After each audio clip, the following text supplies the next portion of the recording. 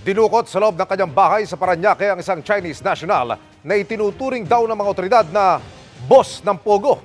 Inaresto ang kanyang gwardya at bodyguard na sinasabing kasabwat ng mga dumukot ang nahulikam na krimen sa pagtutok ni June Veneracion. 6 na armadong lalaki ang bumaba sa van sa tapat ng bahay na ito sa isang subdivision sa Parañaque City na inuupahan ng isang Chinese national Martes ng hapon. Karamihan sa mga bumaba, nakasuot ng mga damit at vest na may salitang pulis sa likuran. Nilapitan nila ang gwardiya sa loob ng bakuran. Sa pagpasok po, dinesarmahan yung security guard. Sunod na nalapitan ng isa pang lalaki. Ilang minuto ang lumipas, inilabas nila ng bahay ang Chinese na nakaposas habang hawak ng 2 suspect. Ito po, yan na po si Mr. Sinakay po nila sa High Ace. At tuloy-tuloy na po yan. Pumasok po sila mga around 3:20 at lumabas mga around 3:50. So mga 30 minutes po sila, nasa loob sila ng village. Sabi ng Parañaque City Police Station, nagpanggap lang daw ng mga pulis ang mga suspect para isagawa ang pagdukot. Ayon po doon sa security, doon sa gate 1, nagpakilala po sila na mga pulis at may operation po sa loob. Magsaserve sila ng isang warrant of arrest. Kaya Mr. Nagpanggap lang ito ng mga pulis para mabilis sila makapasok doon. Wala pang impormasyon kung nasaan at ano ang ginawa sa biktima.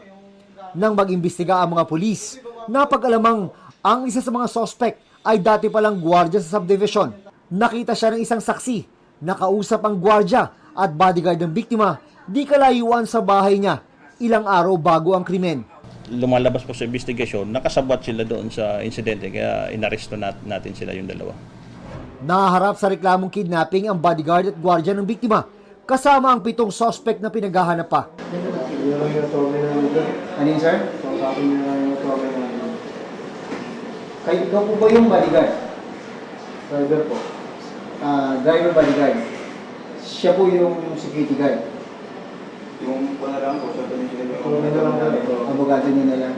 Base sa mga impormasyong nakuha ng mga investigador, ang biktima raw ay isang negosyante at itinuturing na boss ng Pogo sa Parañaque. Iniimbestigahan pa kung sino ang utak ng grupo na dumukot na hanggang ngayon ay wala pang ransom demand. Isa sa mga modus kasi ng mga Chinese, pag hindi nakapagbayad ng utang, pinapakidnap nila yung kanilang kababayan at pinapatubos din sa mga kamag-anak doon sa China. Related din po sa Pogo. Para sa GMA Integrated News, June Veneracion, Nakatutok, 24 Oras.